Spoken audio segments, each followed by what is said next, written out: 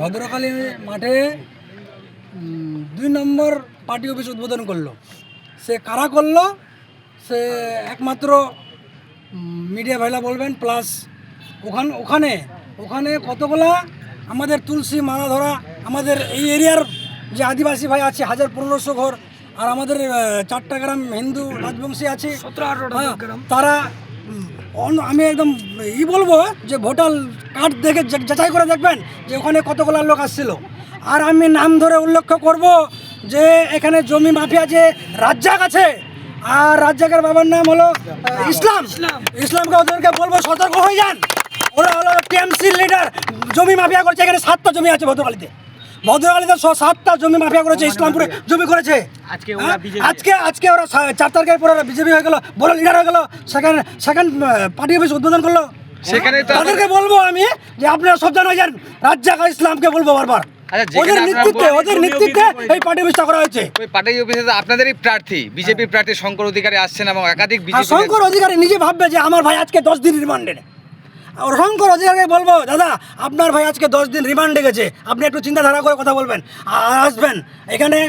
আপনাদেরকে নিমন্ত্রণ করা গেছে যুবেশ আমাদের প্রেসিডেন্ট, ওনার বাড়িতে ওনার বউকে বলে আসি। আমাদেরকে তো কাউকে বলতে যায়নি, অজিতকে বাড়িতে যায়নি, পড়োশের বাড়িতে যায়নি। আমরা ওর বাড়িতে গিয়ে গাড়ি ভাড়া করে ওর বাড়িতে গিয়ে বলে আসি। তারপরে তো আপনাদের তাও আসলো না। তাও কোনো ইসলামপুর থেকে ফোন গেছে, চোপড়া থেকে ফোন গেছে, ভদ্রকালী এরিয়া থেকে ফোন গেছে, একটা ফোনের রিপ্লাই দেয়নি। আপনাদের পার্টি অফিসের বিরুদ্ধেই তো তিনি লিখিত অভিযোগ করছেন পুলিশের কাছে। হ্যাঁ, অভিযোগ করছে। এটা তো আমাদের আদিবাসী ভাই বলা আছে, ওদের ক্লাবের জমি, ওই জমিতে আমরা পার্টি অফিস করেছি।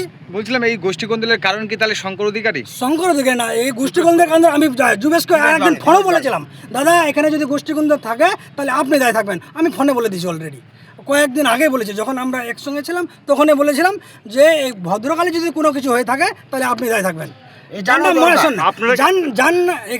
এখানে আমাদের ডাক্তার শ্যামাপ্রসাদ জন্মদিনে আসছিল যুবেশ প্লাস মনোজ কি বলতেছে, এগুলো ঝান্ডা বলে রাস্তার ওই পাশে করে দেবো। ও কি বিজেপি না টিএমসি যে ঝান্ডাগুলো বিজেপি ঝান্ডাগুলো রাস্তার ওই পাশে করে দেবো?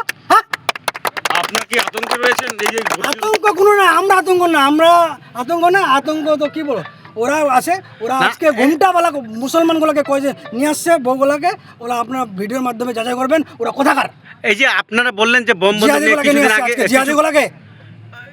কিছুক্ষণ আগে কিন্তু বম বন্দুক নিয়ে পার্টি অফিস উদ্বোধন আগে কিন্তু এখানে ঝামেলা হয়েছিল।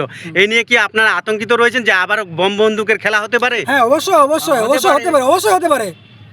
হতে পারে। সব তো জিহাদিগুলো আছে, ঘুমটা পরে আসছে, সব তো জিহাদিগুলা মিডিয়ার সামনে রাজ্জাক হলো না, সব করছে ওই। তাহলে কি আপনি মনে করেন যারা মুসলমান বিজেপিতে আসলে জিহাদি? হ্যাঁ, আমরা জিহাদি বলবো। শুভেন্দু অধিকারী বলেছে জিহাদিগুলো ভোট দেয় না। কয়টা ভোট দিয়েছে ওই রাজ্জাকের বুথে? কয়টা ভোট দিয়েছে বলতে পারবে? ভোটার লিস্টে দেখতে পারবে আমার বুথে একটা ভোট পড়েছে, ভোট দিয়েছে বলতে পারবে? আমরা বলতে পারবো। আমার বুথে 1100 ভোট আছে, 1100 ভোটে 700 ভোট দিয়েছি আমরা। 700 ভোট দিয়েছি। কে দিয়েছে? আমাদের বুথে তো জিহাদি নেই। আপনার নামটা জানাবেন। আমার নাম দীপক চন্দ্র সিং। কি কোনো দায়িত্বে আছে? না, প্লিজ কিছু দায়িত্ব নেই। আমি অনেক দিনের ভোটার, কর্মী হিসাবে কাজ করছি। ঠিক আছে।